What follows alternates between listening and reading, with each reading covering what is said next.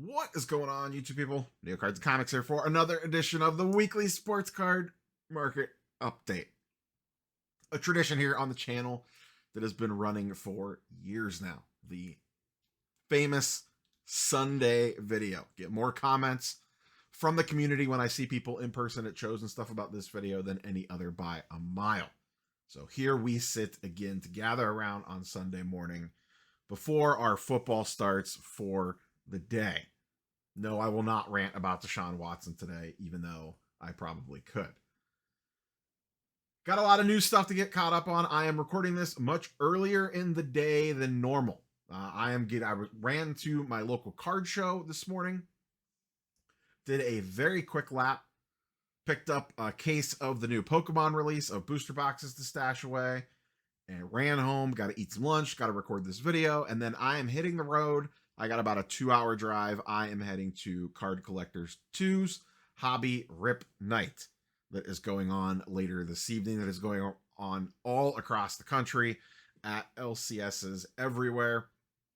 I decided to head down there to attend his. I haven't been to a CC2 trade night in quite a while, so I'm going to head down that direction, see some of my Columbus friends, and see what deals we could be done. I might record content. I don't know. I charged up the camera. I'll take it with me. We'll see how things go. But I'll be heading down there, so I'm recording this much earlier than normal. Before we dive too deep, though, shout out to channel partner ComC.com. They have a graded auction event coming up later this month, so be looking out for deals for that. It's probably too late to mail in the submit to that. You could probably still transfer items over from your account. I think you got a little bit of time left on that, but not much longer. I actually today stopped at the post office and shipped another package of about 100 cards off to ComC. I did record a video on that. It'll be up sometime this coming week. And in the same video, I got a bunch of cards back from ComC. That's right. I keep doing what I'm doing over there, and got a bunch of slabs shipped home. Bunch, like 5 or 6. But there's a really cool one in there. I posted it on Instagram. So if you follow me on Instagram or Twitter, either one of those two, you could see that card over there. But that is what I like to do. Send cards off, $5, $3, $4, $10 cards off, and then turn them into, condense those down into slabs for the PC, or maybe to potentially flip in the future. So if you're not using ComC, go check them out. Let's dive into some new stuff first. Oh boy, oh boy. The 84 Star Jordan will not die. This, I haven't seen a card talked about this much over the last couple of weeks. It feels like we're peak pandemic again, both in the way that the pricing is going on this thing and just the amount of talk about this card. And I'm not saying that the talk is bad. I'm bringing awareness to this thing going to the moon, because we all know what happens when the stuff goes to the moon. And is there shenanigans behind it or not? I have no idea. But there are 10 coming up in the next Goldin Elite auction. That feels like a lot. We're going to talk more about Ken Goldin here in just a minute, as there was something very interesting that popped up late last night that was brought to my attention by another YouTube content creator. We'll talk about that in a second. But these things are now, and this is what happens. You see record prices for this stuff, and then all of a sudden, everybody comes out of the woodwork with theirs to try to cash in on it. And then the laws of supply and demand kick in. Is there enough demand at the inflated prices to keep supporting those inflated prices if a bunch hit the market? And we're about to find that out. There's one running I saw on the Fanatics Collect auction as well this month, or this week rather. I think it was a 7.5. I don't remember, but they just keep on a coming. Now let's circle back to the golden nature of this. So there was that record sale about a week or two ago that got everybody all fired up, got the whole internet talking about Jeff Wilson unrealized gains and cert numbers and switches and pumps and dumps and the whole 9 yards. But, and shout out to, I've given them shout outs before, Simon466 Cards did this video early this morning. I saw it pop up. I was listening to it while I was driving around today. So there was that big record sale that kind of got this whole ball rolling. Card Ladder pulled it from the website. They pulled it off their sales data tracking tool because essentially, and go check out Simon's video, he plays the clips and walks through it. I'll touch on it here briefly. Basically, they got information that the sale was not paid for. They ran with that information and removed it from Card Ladder. Well, they do their weekly Instagram live, and Ken called in and did not seem real pleased. It was pretty amusing to watch Simon's clip of it. I need to go back and watch the full thing once they post the live on YouTube. And basically said, I have the proof that it was paid for. I have the wire transfer right here. I have the shipping documents where the card was shipped out already to its new owner. So, and then it gets a little awkward with Ken basically saying, like, which Ken is 100% right here. The Card Ladder team pulled this based off of their anonymous source. They have someone that they basically admit that works at Goldin that informed them that it was not paid for to remove it. The issue here is they have direct access to Ken, and that was Ken's point, and I don't blame Ken at all. And listen, I have no idea if this thing was paid for or not, but there is a certain level of etiquette that I believe you should follow on stuff like this. And Simon discusses this in his take on this as well, and I agree with him. You know, these guys have direct access to Ken. They have a cell phone number. Ken says that in this video, like, you guys have my cell phone number, right?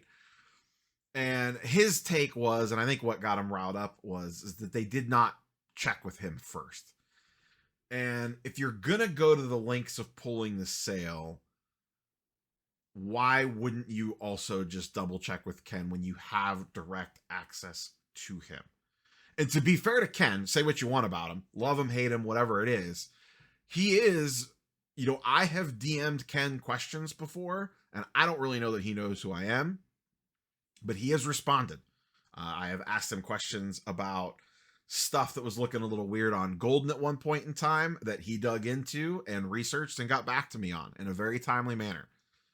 With a potentially, it was a very high-end vintage, I actually did a video about it.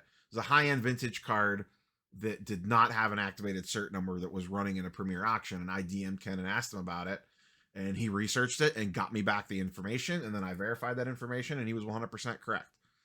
I also reached out to him about the eBay stuff when that was going down prior to that. Now, that I get, he's not going to be 100% honest with me, and maybe he wouldn't be 100% honest here. I don't know. But I would at least check with him first. At least do your due diligence and ask the question, and then go from there on whether you want to remove it or not. Now, they have since said, after this little chit-chat, that they're putting the sale back in Card Ladder. So, some fun little former collectors, employees versus current collectors, employees, kind of butting heads against each other in the Ken Goldin versus Card Ladder. I am sure there'll be a bunch of content made around this because it was kind of interesting. I would recommend go check out Simon's video and then go check out the source video on their Instagram. And like I said, I think they sometimes put this up on YouTube as well to watch. So very entertaining. I'll leave it at that. Entertaining. Just wanted to point out a couple of things from videos earlier this week to make sure that you're all aware. I know people miss some stuff during the week or can't keep up with all the content. The Tops Now stuff pointed out by Wax Museum and myself. Go check out that video for the full details. But essentially, if you're buying football-specific Tops Now cards for the players that they have licenses for, maybe do your due diligence on where that image came from. And I get some sentiment in the comments was, oh, they've been doing this for years, recycling photos. I get it. Recycling photos from different top sets or whatever, they've been doing that for decades. I don't have a significant problem with that. It's a little annoying, but it's whatever. What I have a problem is and where I think the issue on this lies is specifically with the Topps Now nature of the product. This is supposed to be a capturing of a moment in time. And they wanted to cut corners to get a head start, most likely. And they used a college image. I personally, that's not why I'm buying Topps Now. So go check out that video if you haven't. We finally got details on Fanatics Collect Orlando. They updated the website like Friday, actually. So you can find this over on the Fanatics events page, where they finally list details. $25 to get in, 700 table show. So a big old show, November 1st to the 3rd at the Orange County Convention Center down there in Orlando. They are having some autograph guests. They only have a couple so far. I don't know if they have more guest announcements coming soon, but so far, Johnny Bench, Bob Greasy, and Wade Boggs. I'm sure we'll get some more Florida-centric people. The dealer list is not 100% up yet, but that will be more and more added to this. But a 700 table show. It does say there is going to be, where was it at? It's not, I forget where it's listed at on here. But they do talk about exclusive products. Exclusive Topps products experience. So I don't know if they're going to have a different version of the Big Apple boxes, or they're going to have something different. I don't know. They're going to have orange refractors, or you get oranges on them. They got a new licensing agreement with Disney. What if they put Mickey Mouse ears on players? Who knows? 700 dealers,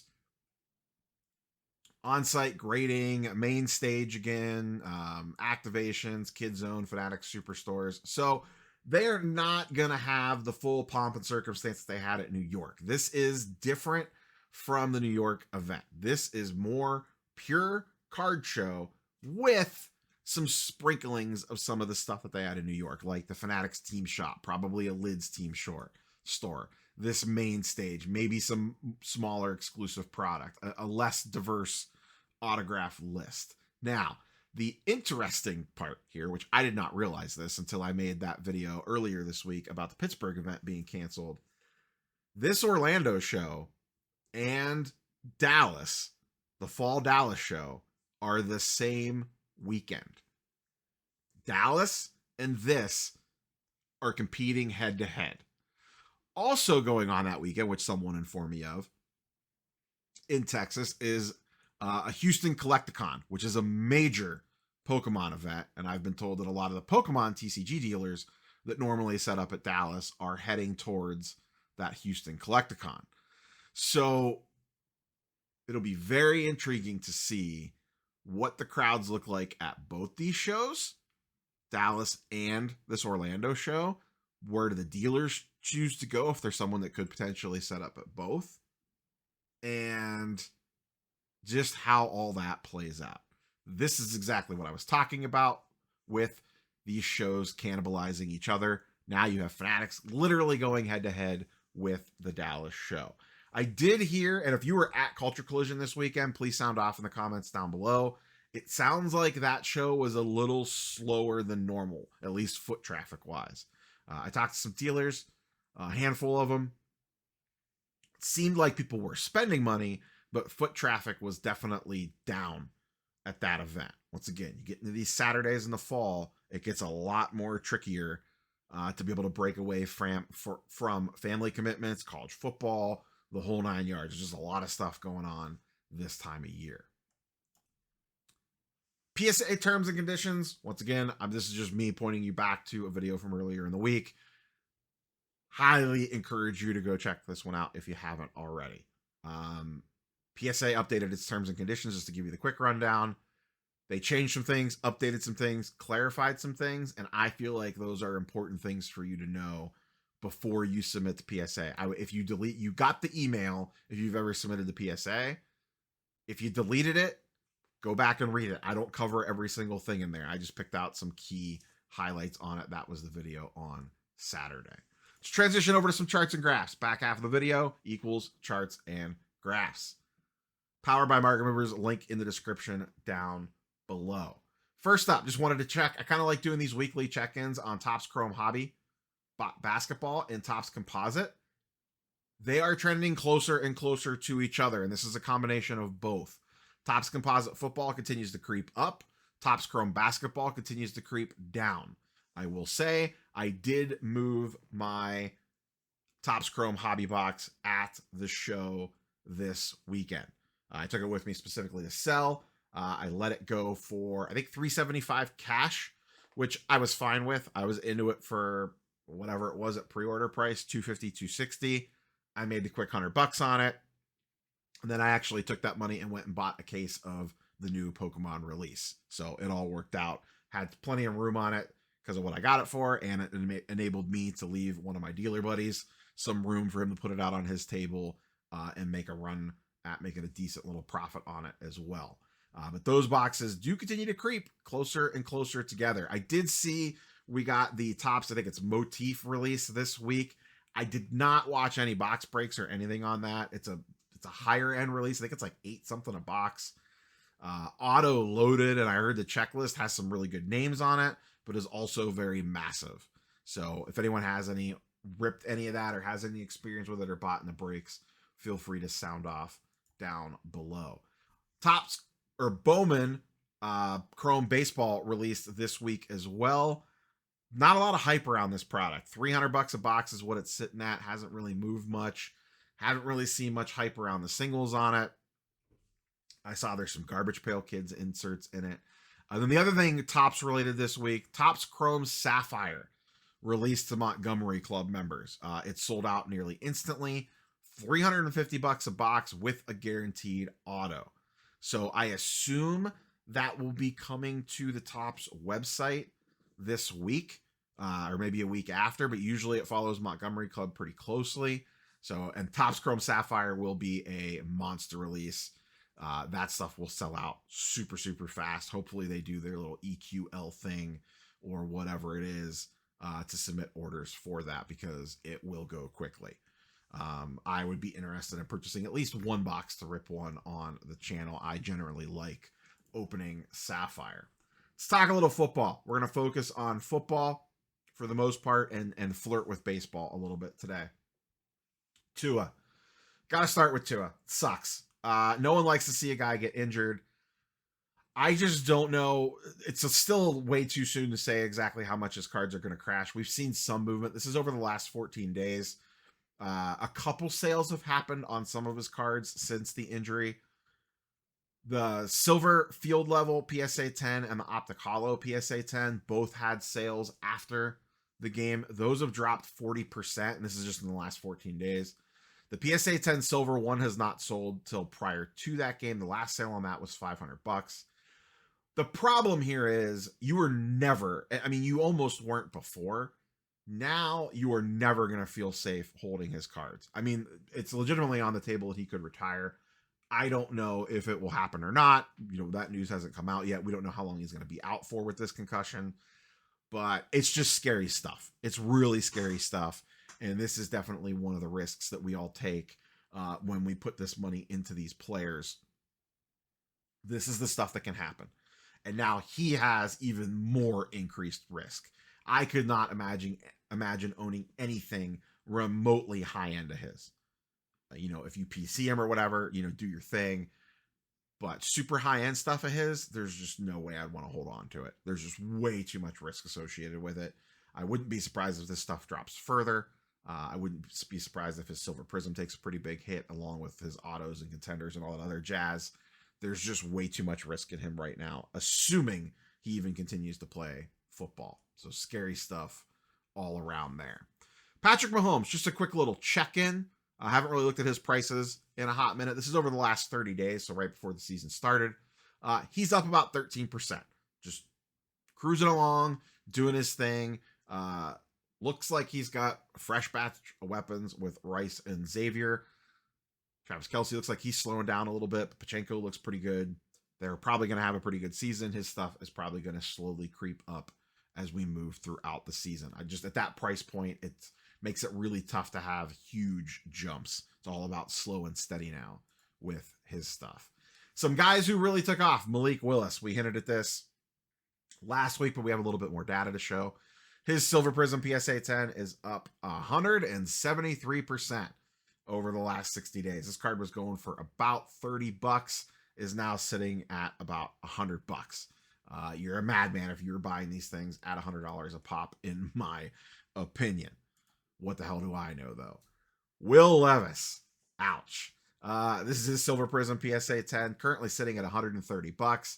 What I found, I guess, entertaining here is this is the 90-day chart. It's nice and flat, not really doing much. And then the last week, it just straight dumpster dives.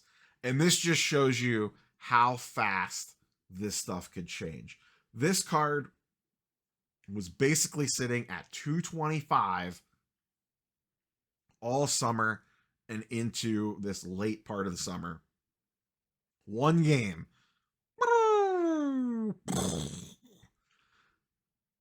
Now, could he rebound? Sure, it's a long season. His stuff could get cheaper and then shoot right back up again if he goes on a tear. But what I wanted to illustrate here is that's how quick it could happen. Just like that, poof, you lost 45% of your value. Very similar. You can almost copy and paste these two charts. Bryce Young. Same exact thing. This card was basically sitting at around $200-ish for the last 90 days. Then what happened? Poof. Gone. 35% drop in the course of 1 week. Could it build itself back up? Sure. Could it go lower? Absolutely. Just that's how quick this stuff can move in football season. All it takes is one atrocious week, especially these early weeks, and especially for these guys that weren't super proven to begin with, that there was a little bit of hope and wish and dreams baked into their prices, and then they immediately fall flat on their face, is a recipe for Crash City, USA. So, finishing up real quick on a couple baseball cards. Try to keep this one short because I got to get out the door and I got to edit this thing. Kamar Rochon, Texas Rangers, one of their top pitching prospects, has come up and has looked really good. Now, I'm not by no means saying run out and buy his cards or anything, but this just goes to show that even with pitchers, you can make profit off these guys if you get into them at the right time. I have PSA 10, 9, and Raw on the board here because some of this stuff is not transacted a ton. Some of it's pretty low pop. This is over the last 180 days because this stuff was basically pretty flat, but you could see Raw, first Bowman auto, up 800%. These cards were going for, what do we got back here? $9, $18. There's a $10, $12 one. Now going for $70 Raw. PSA 9s are going for about 80, and PSA 10s, now one has not sold in a couple of weeks. I would imagine almost been 2 full weeks since one is sold. That last one did 225. I would not be surprised if the next one did much higher than that. So if you got a feel for these guys that you could pick up super cheap, these prospects, we talked about it a week or two ago with John Kenzie Noel basically doing the same thing. There is definitely room when these guys call up. If they play well, that's the trick, that you can do pretty well on their stuff. So just always keep that in mind. And then just wanted to take a look back in at Jackson Holiday. This is his PSA 10 first Bowman. He was obviously super hyped in the spring. Did not start the season well. Got sent down. His cards crashed. Got called up. Had a crazy first couple days. And then has actually been very crappy since. And what happened? They went right back down again. His low point in the summer was around $600. His high point in the spring was around $1,600. It got back up to around $1,300, and now it is already back down to $700. Once again, selling on that call up, or the hype of the call up, the hype of spring, is almost undefeated when it comes to cards. Same thing will be true here.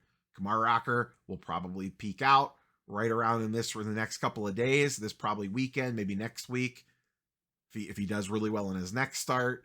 And then in all likelihood, especially with a pitcher, it'll be on its way down from there. Not even Skeens could keep up the hype level with his stuff. So, as always, curious for your thoughts and comments down below. I should mention, I played Dusty Buns in the Content Creator League this weekend. I smoked Ziggy last week.